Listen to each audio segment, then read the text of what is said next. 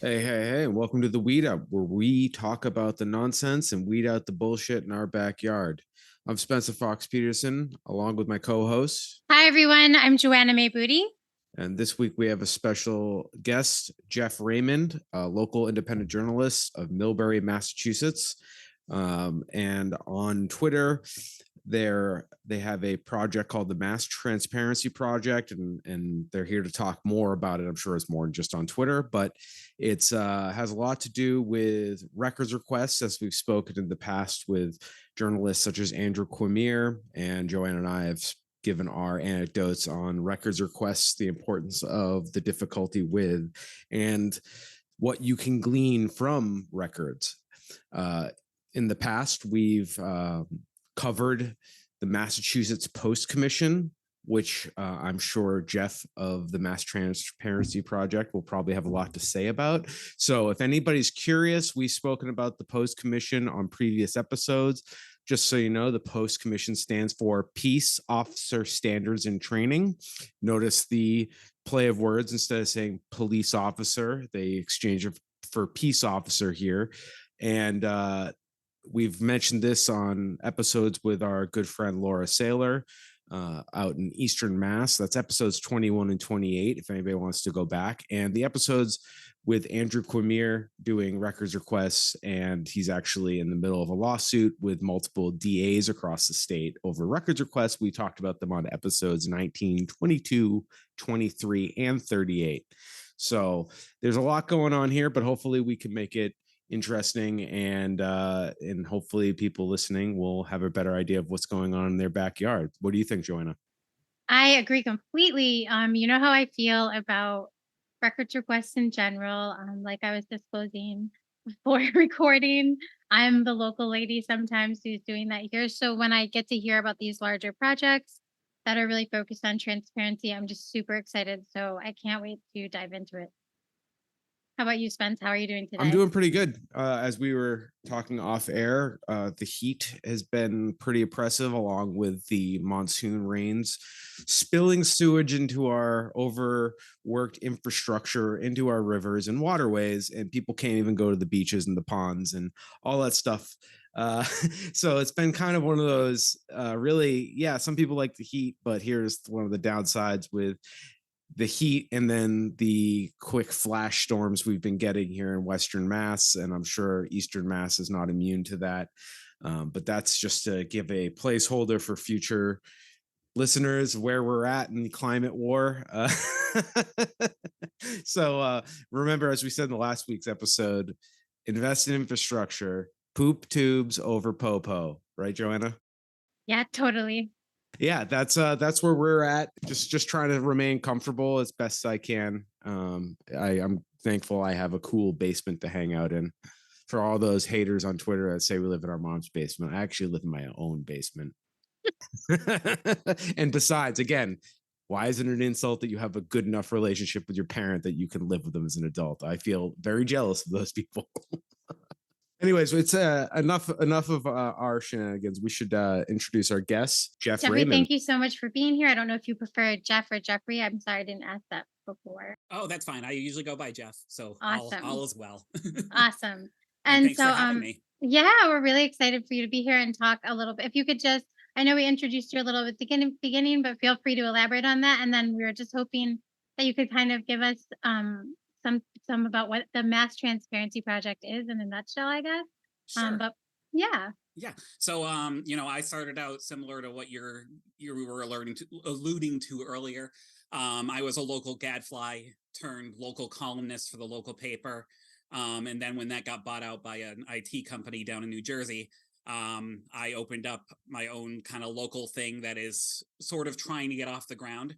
But as part of that, to bring it around to why I'm here today, I got the idea once the Post Commission. Well, let me give some background. So, Sure. the Post Commission, which Spencer mentioned earlier, they were tasked with a number of things, but the two that are most relevant to us as citizens of the state are the recertifications that the Post Commission has to do for all the officers in the state, all 20 something thousand of them, and they were going to make a searchable database of officer complaints. So all the individual police departments in the state sent off all of their listed complaints over the last decade. And the idea was that the Post Commission was going to put them online. You interact with a cop, you can look them up online. You can see, have they had problems in the past? Are they decent people or are they kicking dogs? That sort of stuff. So that was supposed to launch in May of 2022. They said, oh, it's about a week away. Oh, it's about 2 weeks away. Suddenly it's December and we have nothing. And they were like, we took a lot of information in that we just don't feel like we need anymore. So, this is what we want this time. And they completely they nerfed the entire database. They were like, this is, you sent us too much information. We really only need to know about the stuff that's sustained, that the stuff that actually resulted in actual punishment or remediation. That's the only stuff we need. Well, I am a radical transparency advocate. As far as I'm concerned, if something's put out there, if they develop something, they should be putting it on a website to begin with. I shouldn't have to go searching for it. But I'm annoying, and I decided to write every individual town in Massachusetts, all 351 of them, and ask for the records they sent to the Post Commission. I don't think that's annoying. I think that's awesome. But so thank you. It's awesomely annoying, I think, is the best way to put it. I always say I'm annoying, but I'm not unreasonable. And, I don't think that it was unreasonable for us as citizens of the state to know what is going on with our police. In 2020, when they passed that police reform bill, part of their purpose was to give us more transparency into policing in the state. And somebody has gotten into post ear at this point and has been like, we don't really need to be that transparent about it. But the law hasn't quite caught up to what Post has done and what everybody else is doing. The police unions have a very big problem with this entire thing. And that's what turned this. You guys would not have heard of my project if it wasn't for the police unions, because they all work together with their groups to try and deny the records through a central process. So they're suing over the certification stuff. And they worked with the Chief of Police Association to deny me these records because, hey, if Post doesn't want them, why does anybody else? Oh, okay. That's basically their argument. And they used a very specious sort of thing about the lawsuit, even though it's not, go figure, they're trying not to be transparent. Shocker of the century. But I got 225 or so identical emails from across the state, all saying the exact same thing, because some guy in one of those central, association groups sent them boilerplate language saying, if you want to deny these records, you could use this. So they just copy and pasted it. It's ridiculous. They copy and pasted an email that had a typo in it. And that's how I figured it out, because this shows the sort of competency that we're talking about here. It had a very obvious typo that you wouldn't make over and over again.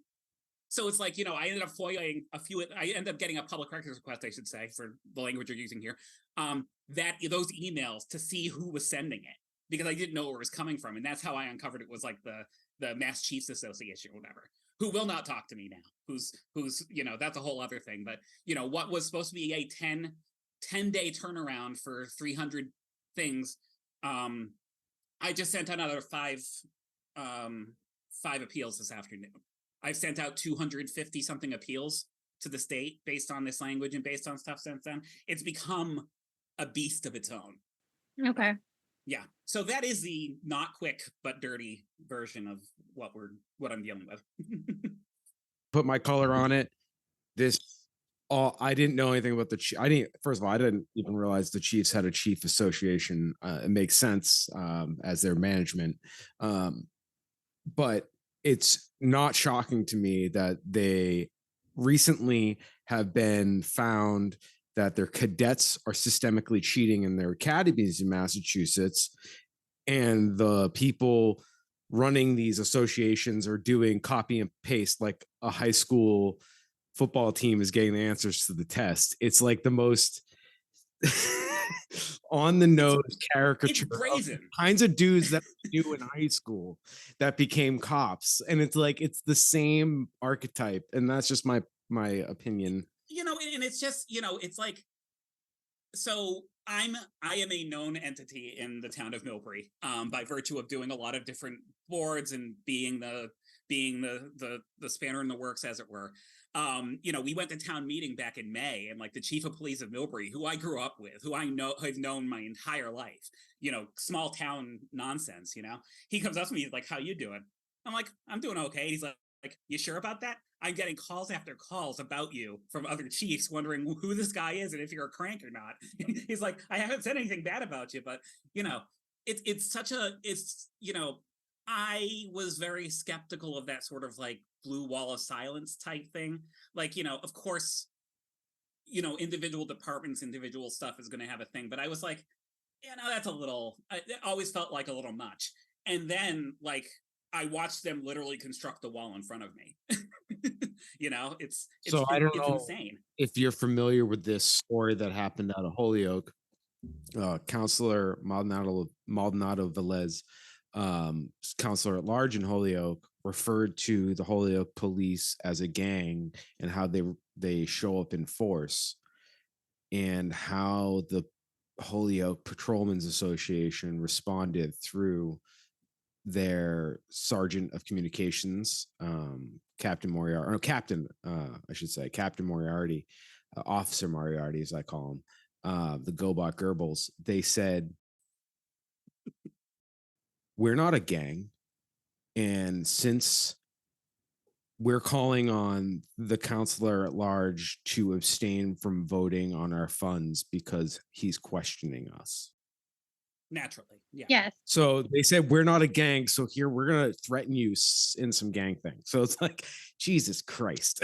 So yeah, I can imagine that was when it broke for me. I was like, all right, yeah, I'm with, they proved to me, because I was like, okay, as a counselor in a small city, maybe you don't throw that bomb. Let your surrogates, let your constituents say that shit, but like, maybe you as the bridge don't do that.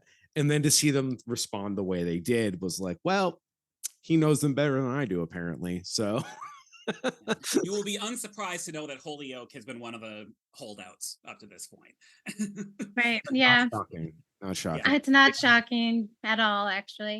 We have a Sergeant Reyes who got a promotion since his accusations. He's in court with the subordinate that accused him of sexual misconduct, harassment, etc., physical touch. I don't know how we're not sure, but we don't want to lose the iTunes rating any more than you already have. But it's fascinating. And he was director of internal affairs. Of course, he was in charge of that. So it's like, of course. like the thing is, like, I feel like I've learned so many interesting through lines through digging these records out, that it's like, I understand fully and completely why these officers don't want this out there, because they don't want people connecting the dots. I'll give one really critical example for me. I found this one, the town of Douglas, which is one of the Blackstone Valley towns around here, about 20 minutes south of Worcester. They were kind of resistant, but then I finally get the records, and there's one guy that has 2 firearms violations, and I'm like, wow, that's, once is a mistake, twice is something else. The second one resulting in him getting demoted. I'm like, wow, I wonder if this guy's still there. I look him up on the line. He is the school resource officer in Douglas now. Oh goodness. And he had issues with the gun stuff. It's just, to me, like, if you had 2 issues with guns and your job requires you to have a gun, that is, I don't know, the demotion thing, to like work with kids but still have a gun. The officer is tied into the Sandra Birchmore case in the Canton Stoughton area, was put in SRO, and he's currently serving as an SRO, and he should not be around young people, like an actual danger. I can't remember which one. It was like maybe it was Healy, or he might be the one that works for TSA. Doesn't matter. Like Well, yeah, I Either just way, feel he like, shouldn't be in the position he's in. yeah, like any of them. been accused of something, and then you put them in SRO positions or in TSA where they have to judge people based on their skin color. Like it's like, geez. Well, and as a parent in like that town of in Douglas, like I would be scared actually. Well, the thing is, like, who do any of the parents in Douglas know this? I don't Maybe know. not.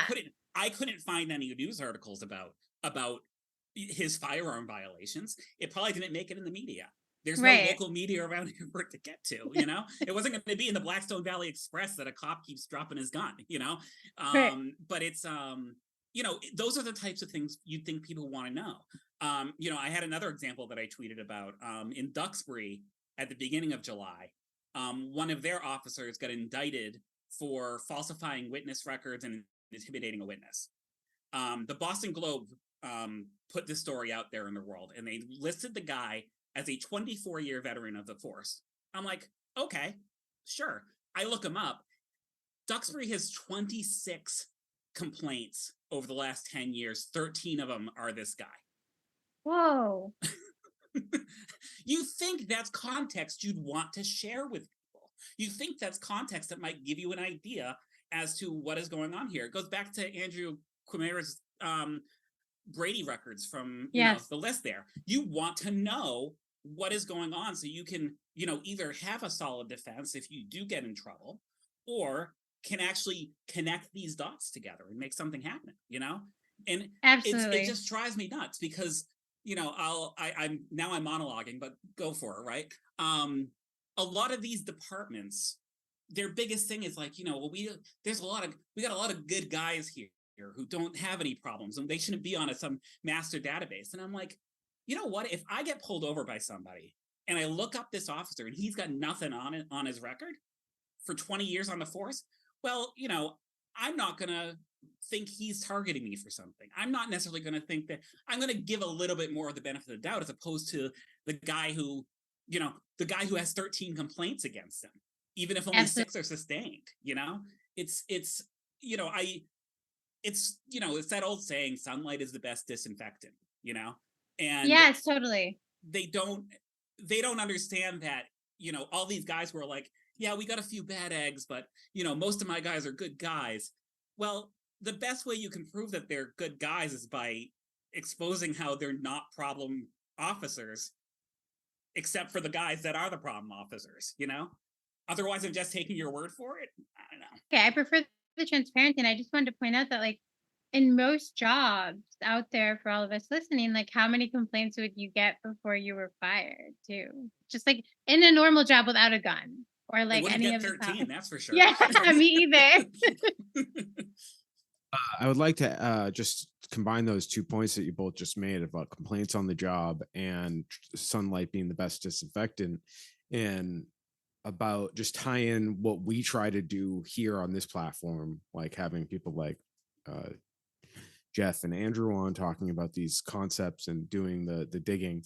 This is, when people ask like us as abolitionists, what's your plan? Well, part of it is to do the nitty gritty of looking through the records and like, yeah, of course we want to give the world benefit of the doubt and not assume everything is corrupt, because how can you live in that such negative worldview? But this is the work. So this is a challenge to anybody that, if you're wondering how to fight back on authoritarian and just idiotic management of government, whether it's authoritarian or idiotic, it doesn't matter. It's bad for all of us. So yeah, it's doing the little work. It's either giving money to the journalists. So this is a good time to shout out. Do you have any what is I do not have a buy me a coffee link up yet. I hoping in the long term that I can turn the masstransparency.org site into a sort of a project-based nonprofit that will require me to actually bring other people on board and actually do things that aren't appeals to the state for 2 hours every day. But that's kind of my longer term vision for it. Like, I always say when I get caught up in these things, I never expect them to snowball into something much bigger than they are. But it's like,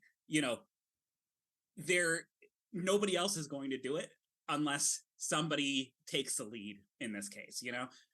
I don't feel like I should have been the first person to go to each town individually for these post records.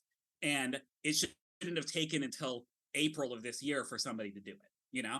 And that's not a knock on any other journalist or knock on any sort of thing. Everybody's got their own priorities and their own stuff. God, I have a full-time job, a wife, a son, and a mortgage. You know, I don't necessarily have time for this either.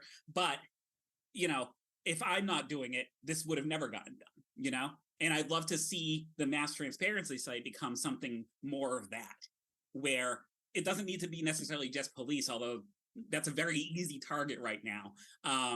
You know, but it's about finding that capacity and finding those people and finding those stories that we want to tell, that we want to know more about, that the average citizen doesn't have the time or the wherewithal to pursue. Yeah, and this is an example of building outside the institutions and structures for the community. And it doesn't have to be centralized. It can be like, you know, we're over here at the Weed Out, you're over there, Mass Transparency, you got so and so somewhere else doing their thing, and we're all kind of bumping into each other, but like everybody's gonna have their different niche. Like I don't know if you're familiar with the Young Jerks. Oh yeah. So like that's about, I'm familiar. like, that's a lot about an an emerging industry. And you know, like it's like a brand new industry that has lots of sketchy things going on in it and workers' rights issues. And that's their lane over at the Young Jerks. Here it's about, you know, unions and police, unfortunately, because they're the natural enemy of organized. I'm multifaceted, Spencer. Calm down. And then Joanna brings, I just, you know, like everybody does their own thing, and it's really important to honor that, and at least go check out Mass Transparency if you're on Twitter for sure. And Yeah. So it's funny you say that about, like, you know, the different areas you come in, though, because it's like, you know, like I've gotten a lot of attention from abolitionist Twitter, from the folks who are very anti-police. You know, and I'm not just talking about the people who are on this podcast.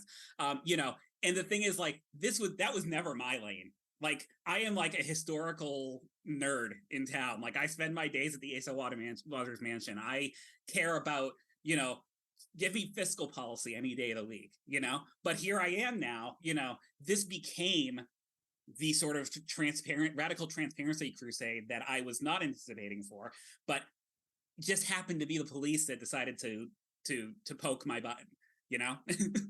I do. And just to point out the intersectionality here, you said you like financial policy and that. Well, this is the intersection of state violence and financial policy. So, you know, this is costing, like, not to be crude, because human life is not really to be compared to money, but this also, even if they weren't taking lives, even if it was just about loss of funds, I mean, how they abuse the overtime systems, like it's not just about police complaints, like there's a million problems with that institution. there is a point out.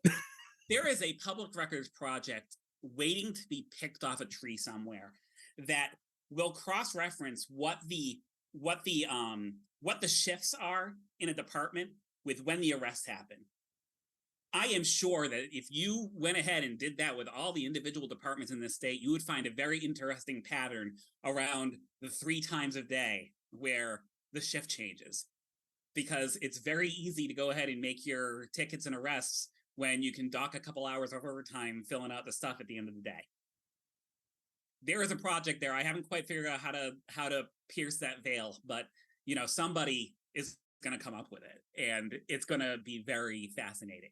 But you know, to your point, Spencer, about the finances on it, it's like when I started getting the rejections that were all the same over and over and over again, I reached out to the person at the Mass Chiefs Association, and I'm like, listen, you and me both know that this is not going to hold up long term. I'm like, let's just talk like 2 gentlemen here. You know, you're not on solid ground here. He didn't reply back, but I'm like, you're going to cost your constituency, which is the chiefs of police, which are the officers who do the records requests, you're going to cost them a lot of time and money fighting these things. And you know they're going to lose. what are you going to do? Do you want to keep at it and help them do each and every one of these? Or do you want them to have to go through the appeal process for every single one? Well, guess what? They've probably spent, 5 to 10 hours per community working on these things because they sent me a form email. They could have just taken 30 minutes, found the 3 spreadsheets, sent them off to me, and I would have been, have a nice day, guys. Thank you. Right. But no, They're making it harder. Yeah. Instead, it's like, we're talking tens of thousands of dollars that these communities are spending in compliance costs that they could be spending on literally anything else. You can go ahead and be all, think defund the police is the dumbest thing in the entire universe. This is what needs to be defunded. Exactly. It's a waste of time and energy that, I'm sorry. I don't know if it got out there in Western Massachusetts, but the town of Dudley, it's a Worcester County town right on the border of Connecticut. They have to shut down their library, shut down a bunch of different things. They laid off a ton of teachers. They even laid off a few police officers and stuff. They have 2 full-time firefighters now because they couldn't pass an override because they ran out of money. They were patching it over with COVID relief funds for the last few years. Dudley was one of the major holdouts on these forms. Oh, geez. I That's the can thing. absolutely guarantee you that this chief of police spent hours working on trying not to get these out there and trying to keep me thinking. That's thousands of dollars in labor costs that he was, that's how the municipal accounting works. You look at it in terms of how many hours something costs. Right. And it's thousands of dollars. These are not cheap individuals. Right, exactly. The Paxton chief of police makes $175,000. Paxton has 6,000 people. Whoa. See, these are the things, like the information that, like, I know, like you said, it was annoying, but as someone who loves transparency, awesomely annoying so much. Like, I think people should know that in a town of 6,000 people, you are being defunded by the police if someone's making $175,000 a year plus benefits and probably overtime. Like, that's why your town is fucked. Like, I don't know what to tell you. It's like Dudley has a $900,000 budget hole that they have to fill at a special town meeting at the end of the month. And they have also these extra wrinkles where they regionalize their schools and everything. So, it's a rural town. Millbury was in a similar boat like 10 years ago where we couldn't pave our roads. Our roads were abysmal. And it's just like stuff like that, where it's like, you know what, we can't pay our roads, but do you know who gets a new cruiser every 2 years? Right, and a raise every year, no matter what. Like, sometimes it's 5 to 10%. It's a good amount too. And I won't put the guy on the record here, but the very important person in town that I've spoken with on this is like, we do all this stuff to make sure our police feel comfortable in town, but they're still billing us full price when we want them to do the Little League parade or something like that. They're not going to give us any sort of a, oh no. Or like volunteer their time. Yeah. God forbid. Yes. Well, so how can listeners, if they can't give you money, how can listeners find you for updates, and can they help you in any way? Okay, so first and foremost, I do not want money from people. Yes. Use your money on stuff that you need, make your life better. With that said, masstransparency.org is the place to be. I have it set up as sort of like a Substackian type newsletter. It's not on the Substack platform itself, but that's a newsletter. I'll be sending stuff out once or twice a month. This won't be killing your inbox. You can follow me on Twitter at Jeff in Milbury. The Mass Transparency name is a little long for Twitter, so you can find the Mass Transparency Twitter there, and I tweet out a lot of random stuff I find in there. Just pay attention. If you're interested in helping do some records requests for me, I won't say no to the help. It's fantastic work. Thank you for doing all of this. Like we said, it's just, if someone doesn't, who will? So thank you. And I'm thankful for all of the citizen journalists and local people out there that just, take on these projects that, like you said, you didn't think it would be this crazy monster, and now it's taken on a life of its own. And these tidbits of information are just, like I said, so interesting. I think helpful. Amazing the stories that are out there that we're missing, both because local media has been decimated in this country, in this state, in this country, but also because of the amount of information the people who have the information don't want us to see. That's all there is to it. Yeah, and it's scary. So thank you for fighting that good fight, because I think the more transparent things are, I know it won't necessarily make anything better, but like you said so many times while you were talking, like the more we know, at least we then know and can make a judgment call based on having that information, and it's called public record for a reason. So with that Freedom of Information Act, I mean, we just have it's like you said, like I would get also poked and have been poked. When it's like you're asking for something that you know, like, okay, there's a law that says they should be able to access this information, and then they're telling you crazy talk back. Yeah, it's not quite. It hasn't been quite as bad as what the mass dump is dealing with the DA's office. That is beyond the pale. But like I have some folks who are like, they go to their town council, and the town council has boilerplate about this specific exemption that the boilerplate wasn't updated when the law was. So I have to keep writing them back and say, actually, you missed the last line in the sentence. Send me the stuff. Things like that. There's a few folks who don't like me anymore. There's a few towns I probably shouldn't drive in for a while.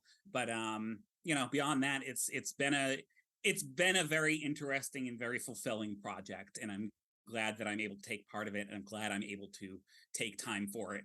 And I just hope that other people get as much out of it as I do.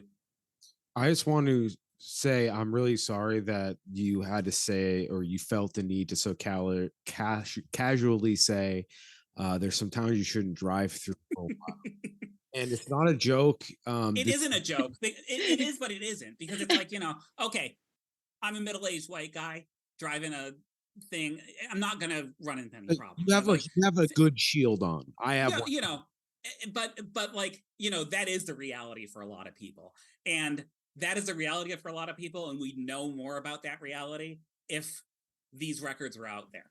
Absolutely. Maybe we wouldn't be so reflexively supportive of the state of policing in this country if people had more information on this. And it's like, you can't reason somebody out of a position they didn't reason themselves into. But, at some point the scales come off, It's like that old thing that was going around Twitter years ago. What radicalized you? Well, you know what? This radicalized me a little bit. It's the amount of fighting I'm doing for some of these towns that literally have nothing to report. There's one town, the town of Gill. I'm sorry, I'm just going to go back into this. The town of Gill has like that's near me. That's very close by. Okay. Yeah. So you get lost and maybe end up in Gill for 5 minutes. Like that's how small this town is. Very they maybe small. have 3 officers, and you would think that like I am like trying to like pry their firstborn from their hands the way that this chief is fighting me on it. And it's that's like, good. I want to almost call the guy and be like, dude, either like, it's the story itself now. What are you hiding? What is so important to you about your specific records in the town of Gill? Yeah, it's a very sleepy little farm town. So it's interesting. Yeah. But they're a gang. It's a gang. I'm sorry. It's a gang.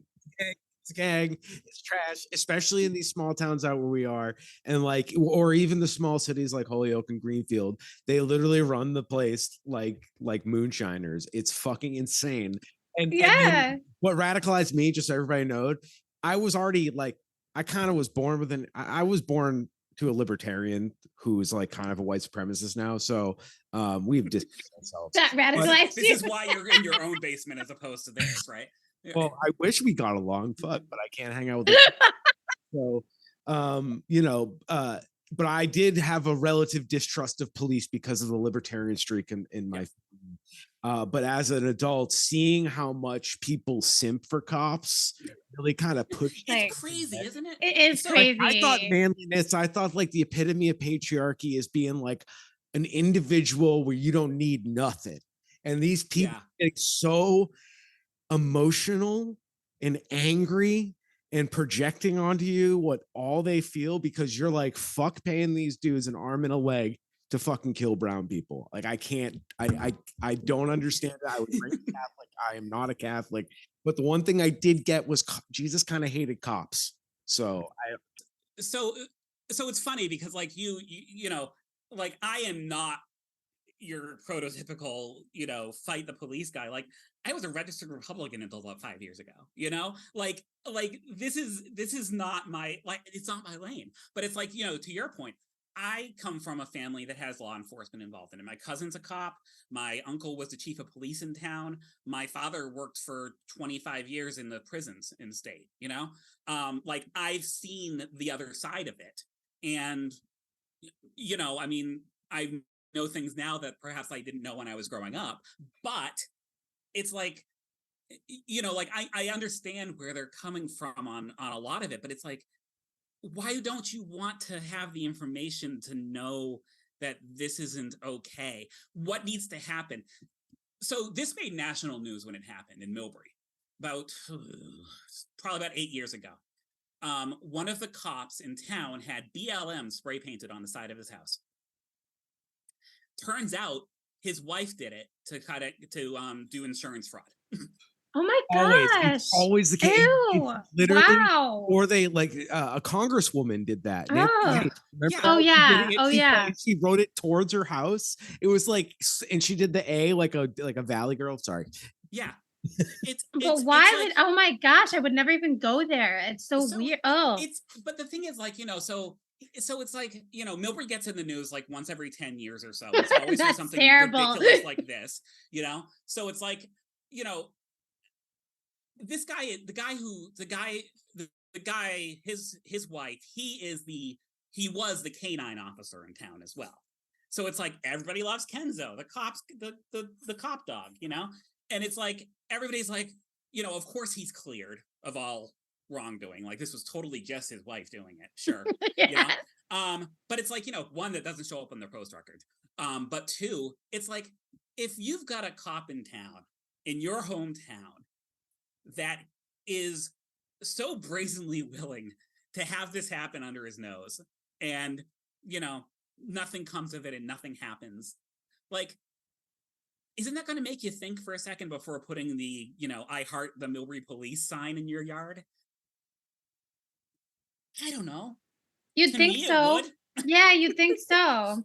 Because you're paying so much, and like, if you're someone in that town and you care about the police, like, at all, like, if you really did, like, say I'm a homeowner in that town, like, my taxes are going towards a huge chunk of that. Like, I mean, just that, like, fiscally alone, just thinking about that alone, it's very upsetting. Like, once you realize, like, this person, first of all, insurance frauding, blaming his wife, like, he has no idea what's going on in his own home.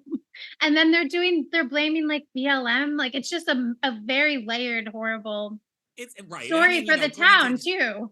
And this was pre-Trump stuff too. So it's like, I know that, oh like, Central Mass is like the Trump corridor of the state, but it's this predates all of that. This predates all of the really major changes and structural questioning that we're all doing as a society, and it was like, they found a way to exploit it then and almost got away with it. And it's like, and even to this day, we still, everybody's like, ha, remember when that happened? It's like, yeah, I don't ever forget that happened, guys. that was a very poor showing by us. Yeah, that's a bad one, everyone. That's a bad one. Oh my goodness. Yeah, these stories are just, I think, so your goal is, now you're in the appeal, just to wrap this, like, process up, not even to, like, stop you, but if you have anything, jump in. But so your goal now is to appeal it was a certain 200 potentially. All right, so this is a timeline on it. So in April, I sent out 350 odd requests to every town in the Every state. town, okay. Every single one. Now, some of the towns don't actually have police departments. I learned that after they wrote back and we were like, we don't have anybody that we can answer this because we don't have a department.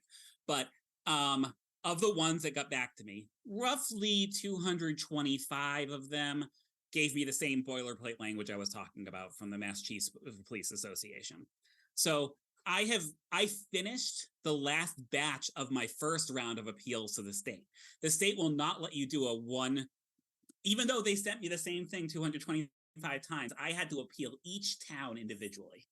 And an appeal takes at least 10 minutes a time to put together, even if it's the same response over and over again.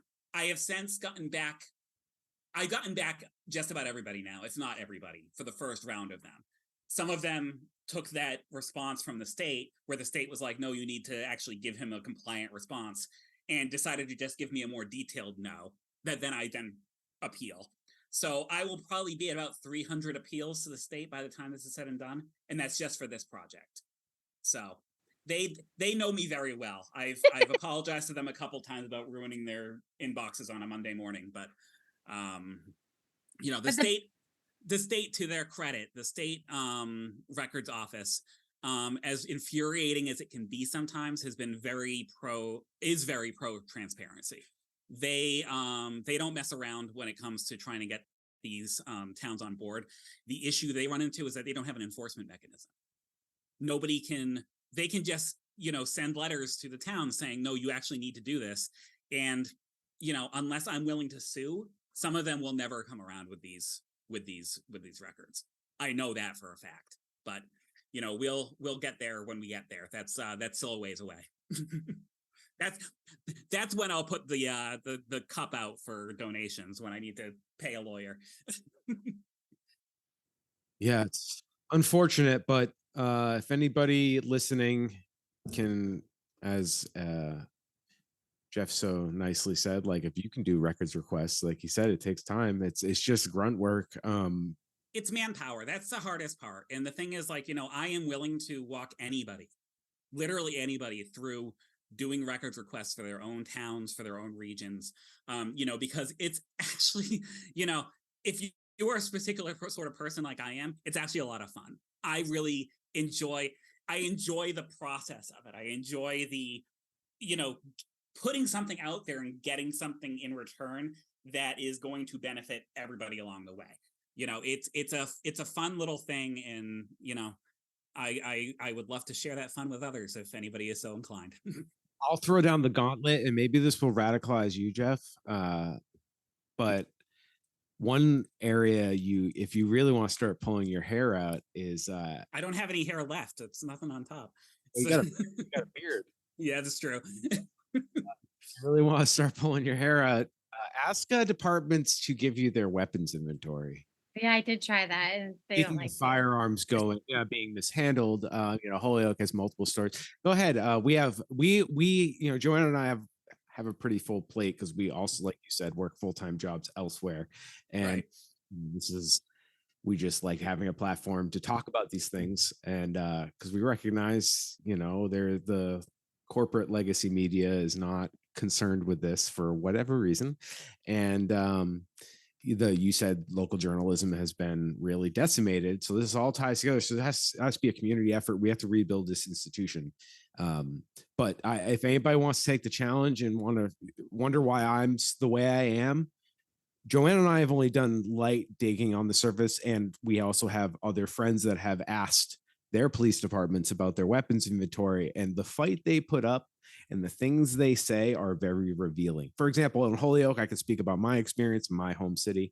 They basically said to us, after multiple appeals, the Secretary of State agreeing with us, you have to share some sort of inventory or some sort of acknowledgement of these weapons and the money you've spent on these weapons, yada, yada, yada.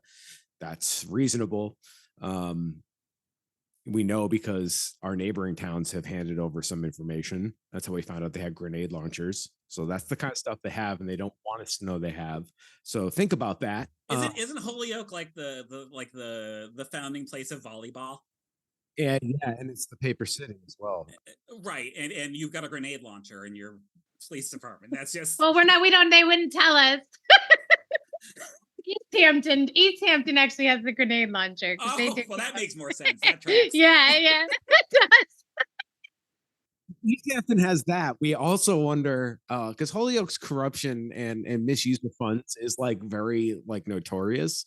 So especially with their police department, and it would be really interesting. I mean, the chief of police in Holyoke, he refers to you know, weapons of war as like a kid on Christmas when he was asking for toys. Kid on Christmas. I do wonder what they have because of not just because of that, but more so because of that.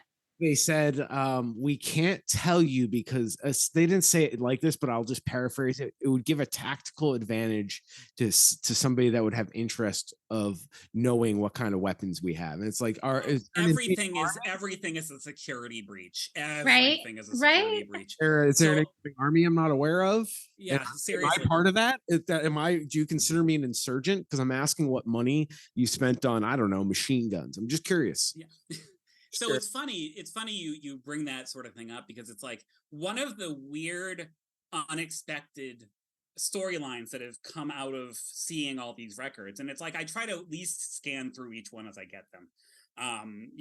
Some of them are incredibly dull, but then you find how many of these police officers like to borrow the guns from their gun buybacks to shoot at a range before turning it in.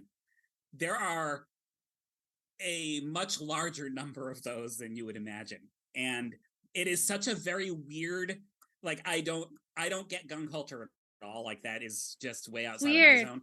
But it is such a weird thing where, like, a department gets a Glock from a gun buyback, and the guy's like, hey, I'd really like to take this and bring it to the gun range, and everybody's like, sure, let's do it. and and it's like, they're all getting written up for, like, not writing down the borrowing policy properly or something like that. Or, the one cop that left the gun on a windowsill for the sergeant to intake later on or something like that. It's such a very bizarre little minor through line that I kept finding over and over again. Someday I'll do a story of all the towns that have cops that misuse gun buyback guns. Yeah, that's scary. in Holyoke, they've had in the last like 5 years, they've had multiple cop stories that's made it even to, like, Mass Live about officer being reprimanded for leaving a gun at the Holyoke Mall. It happened multiple times. It's like, is he an SRO in Holyoke? who knows? Like, leaving it was like left in the restroom or something. So they took their holster off and probably never put their holster back on. We're like, Yeah. regardless, it's just like they treat these guns like a chef treats his chef knives. Like, chef knives are dangerous, and even I don't know a chef that's ever left their chef knives in In the bathroom? No way, like when man. I worked in the city, when the people treat their knives like their baby, and apparently these guys treat their guns like they're disposable. I was leaving here on the windsill like it's a used coffee cup. Yeah. Oh my Basically. goodness.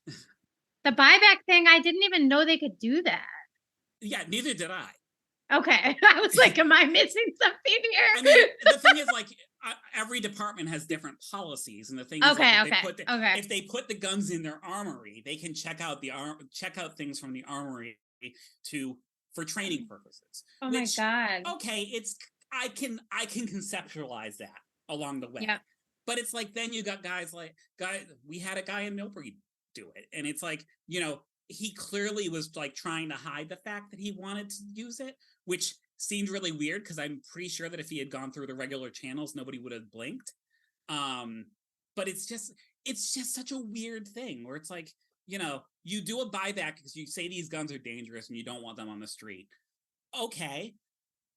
But you're going to take them to a gun range anyway, just to try them out for funsies. Like, what is that? Yeah, I don't like that at all. What happens if that gun has been mishandled over the years and this officer gets injured while God forbid, it's crazy. And they get, and it's like, this is needless risk up and down. Like, what we need is the insurance companies to stop insuring these fucking guys. It's the only thing that talks in this country is when insurance companies walk like they're out in Florida with because of all the natural disasters happening. I mean, all the insurance companies are pulling out. We need insurance companies to stop covering these guys' fucking bond. Well, it's kind of, it goes beyond that, where it's like, like DeRay McKesson was doing a project during COVID where he was trying to get all the police union contracts. And it's like, the problem with the insurance thing, which you're talking about, like, that is a very easy sort of, like, I would recommend that people who really have really want to stick it to cops should really be looking toward that industry as opposed to the policing institutions, because you're never going to get popular will on your side. but you might be able to get people's pocketbooks on your side. And it's, one of those strategic things. But it's like, even if you got the insurance companies on the line, you still got the police unions. You still have folks like the Massachusetts Chief of Police Association that are willing to run interference for these officers and for their organizations. And it's like, it's like whack-a-mole. You hit one down and two Yeah. more pop up on the side, and what's left? You got three of us, who do this sort of work on the side when we have time, while we're trying to deal with the rest of our lives. Meanwhile, they can go ahead and, spend 8 hours working on public records requests and keeping them from us along the way. It's gross. You said it, sir. Thank you for saying it so clearly. Yeah. I tend to go on these rants and I get mad, and then don't want to listen to me. But that was the worst part of this for me. The worst thing was like, she, like, my wife had said midway through, like, that she was like, she's looking at cops a little differently now. And it's one of those deals where it's, it's not like she's becoming like this radical or anything like that, but, she's worried about me getting targeted. And it's like, I'm not worried about that. I probably should be worried about that, but I'm not worried about that. This is something that's come in my house. So you know what I said to her? And I dare them. I dare them, because they won't leave a white widow. They just fucking won't. Oh my God. Sorry. They just fucking won't. And if they do, like, I'm sorry, not only my friends and family going to be pissed and give resolve about it. Like, this is unfortunately the deal with the white person's skin. Unfortunate for the marginalized people in our communities.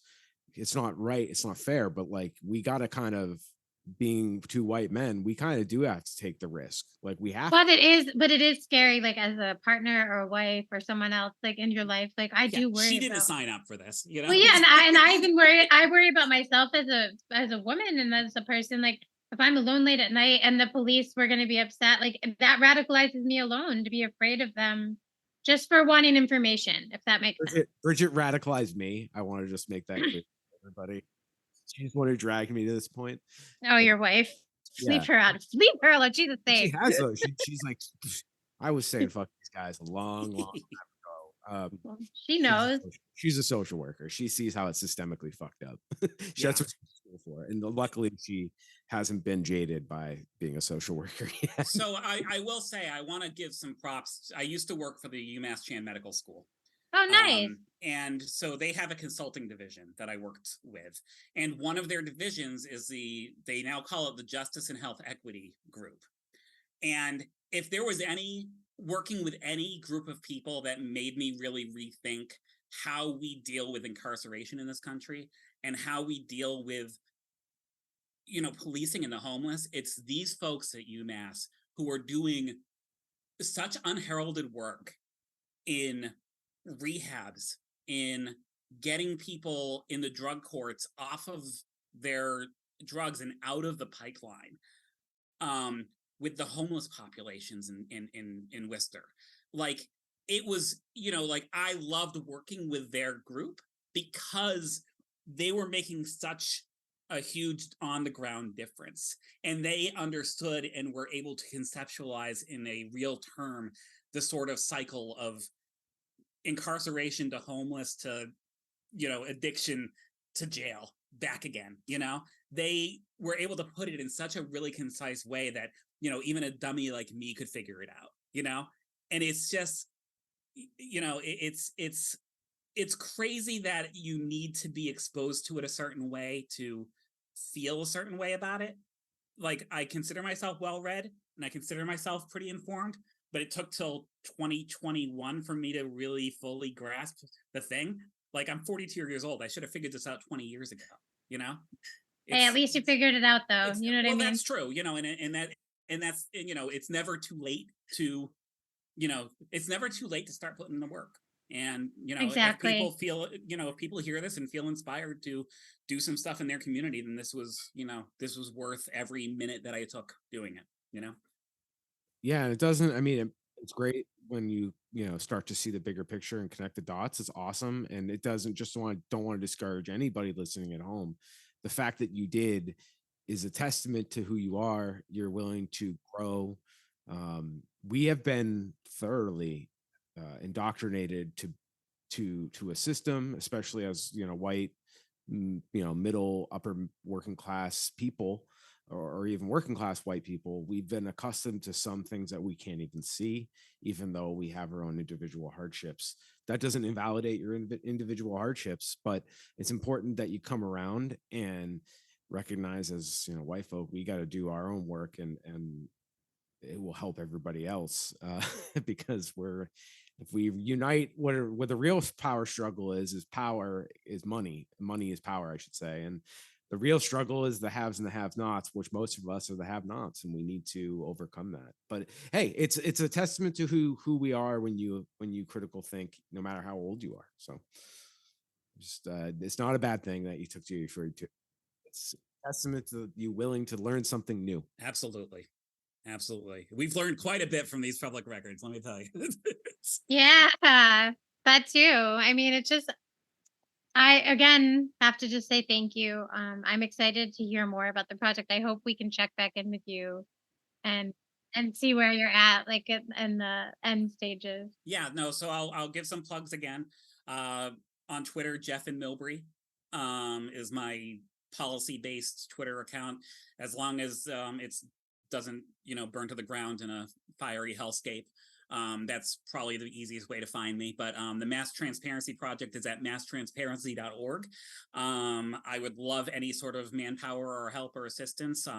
You can do a public records request from the couch while watching Netflix. It's doable. You too can be intrepid journalists exposing light into the other reaches of the universe. And beyond that, get involved in your local communities, because if you don't get involved, nobody else will. It's a simple truth. We will link all places to find you that you mentioned on our web episode notes, which you can find at www.theweedout.com. And programming note for everybody listening, we finally got our YouTube page up. So if YouTube is your preferred destination for content right now, we have the audio of the podcast up. It's nothing too sexy, but it's just another place to find us, because I know some people prefer YouTube. And in the future, we will have more multimedia. But as Jeff may know, we just try to follow through with what we can, and we can definitely do the audio podcast and edit that and get it out in a timely fashion. And we hope to have you back on and to discuss more specific stories. That's kind of been our thing. Like we had Andrew on, for example, just to tell us about like what he does, and talking about small town corruption in Egremont, Massachusetts, and had him on a bunch of episodes. And now he's on. That's a story. That's a good one. People It should was, go back to that one. That's a episode 19. I recommend anybody go. Please, we'll also link the episodes I listed earlier in the show notes, because I feel like those are very, if you're new to the show and you got to us through Jeff, those episodes are very intimately linked to what we just spoke about record and the role of independent journalism, and specifically hyper local. We can make a change. We can build infrastructure and structures around the structures that aren't currently working for us. So working class solidarity, without the work of people like Jeff, we can't do what we do here at the Weed Out. So we thank you very much for coming on. And just want to throw this out there, Jeff, if you want to stick around, we do like a rapid fun little game called Ghoulery and Tomfoolery on the way out. And let's do it. So it's just a hot take, I guess is the what the elder millennials would say. Right. yeah, that's what we'd say. Take maybe is what the millennials say. So yeah, You'd say this segment slaps. Is that where we're going with this? Yeah. That's too young for me. So for anybody new listening, Ghoulery and Tomfoolery is where I highlight some ridiculous shit I find. Most of the time it's local to Western Mass, but sometimes we go national, because it's just, it's good to mention some of these things to remind you that this is real life. So this week I'm going to share on Ghoulery and Tomfoolery. I'm going to share a tweet from Kenny Akers, of Blue Check Verified. So, take yeah what it means, but they have a story they're sharing. remember these 5 Memphis police officers? Let me introduce you to a whistleblower, retired Detective Mark Leisure of the same department. He's been on the news several times and very outspoken about the Memphis police force and their handling of Tyree Nichols incident. Leisure has been found shot and dead in his driveway. So this man has been going on about, police brutality for a department he used to work for, and he got killed Godfather style or Goodfellas style on his fucking front lawn, and nobody's talking. Nobody knows who did it in the front lawn, daylight. Anyways, so I guess the guest, Jeff, let's go. Your take first. There are a lot of really dark jokes that went through my head that I'm just gonna leave on the table. That is special. That is something else. Yeah, I don't know. It's like if you're gonna go to that extent, like that, isn't that what car bombs are for? Like that's I don't know. That's crazy. This is America, though. We're gunslingers. That's true. That's true. Rootin' tootin'. European. That's a little European, you know. Joanna, what's your take? Oh, so this is a dark one. I mean, it's like, okay, so like you want to say like, oh, there's like these good cops and this like retired detective was the whistleblower, and then like he's found dead in his own driveway. Um, and then the cops withhold information from nice people like Jeff, just wondering what's going on. So, I mean, these are the reasons why I'm like kind of a radical transparency person too. Because you just wonder what's going on. You can't say for sure they did it, but what is happening in that police force? If there was only some organization that could investigate these crimes. If only. So yeah, I mean, this is a dark one because God bless, the family of Tyrese Nichols, and that incident was just so difficult for, I think all of Memphis eventually. It's like these eye-opening incidences that occur across the country where, again, I guess it just ties back for me to transparency. I just don't see why, if we're paying these people through our tax money in our community to keep us quote unquote safe, why can't we see how, what, where, when, why you're doing that? And that's really my take on it. Well, my take is I'm not shocked. I feel like I know we know about 1,200 people a year being shot by police. I personally believe the number's higher because there's things just are never figured out or linked to them. They are the DOJ study in 2018 concluded they kill somewhere between 5,000 and 10,000 dogs a year. And that's assuming they're reporting them. That's why that gap is so big. They know of 5,000 a year. And they have no accountability, and even the stuff we do find, you wonder how much more stuff is there. Sometimes they have nowhere to go and they actually have to tell some version of the truth. I mean, how many video games, how many movies, how many things you have to see where even where it's trying to paint the cops as good guys, it's still like, well, they had to bend the rules a little bit to get justice. Like they condition us to that, the propaganda and all that stuff. And it's just like, damn, it's so obvious. It's funny because it's funny you say that because it's like, there's there was a show. I think it was called The Shield. It might have been called The Shield, whatever. Michael Chiklis, the large bald guy. It was like it.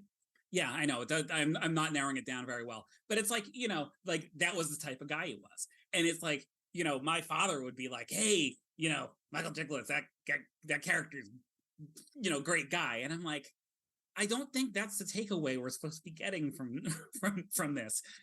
But the Wire was not a blueprint, guys. Bruce Willis in Die Hard.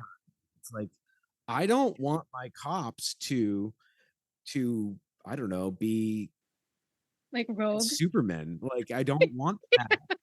I don't see look how many people died because of he was just so focused on his independent mission to protect his family. It was not about anybody. Like as one president put it, they're not sending their best. It's What are you gonna do? Anyway, so that was Ghouler and Tomfoolery, everybody. This week was Ghoulery. It wasn't fun at all. It's actually depressing. I mean, the senseless murder of Tyrese Nichols, Tyree, excuse me, I'm sorry, Tyree Nichols, was not. It was completely disgusting, and then now somebody else is dead because of it. It's senseless, and we pay them how much money to do what again? So that's all I have to say to the people listening. Thank you very much, Jeff, for coming on. Thank you for having me, and thank you for always, tweeting out my stuff and getting it out there a little more. I always love the support, and looking forward to seeing what comes next, what gets uncovered next. Yes, we are too. Please share anything juicy with us. It's very, I mean, like everything you've shared has been interesting to me. So Thank please. you. Yeah. We believe in building this network of people that just want to find the truth and be frank about what will keep us safe. And we appreciate all the work that you and many others are doing. So keep it up. And it's not for naught. Thank you very much, guys. All right, everybody listening, take care. And Joanna, you want to take it out for us? Take care, everyone. Please like, share, follow. Go over and check out Jeff and his Twitter and check out masstransparency.org. Please try to stay cool if you're here in Western Mass. Drink the water, touch grass, and we'll see you soon. We'll talk to you soon.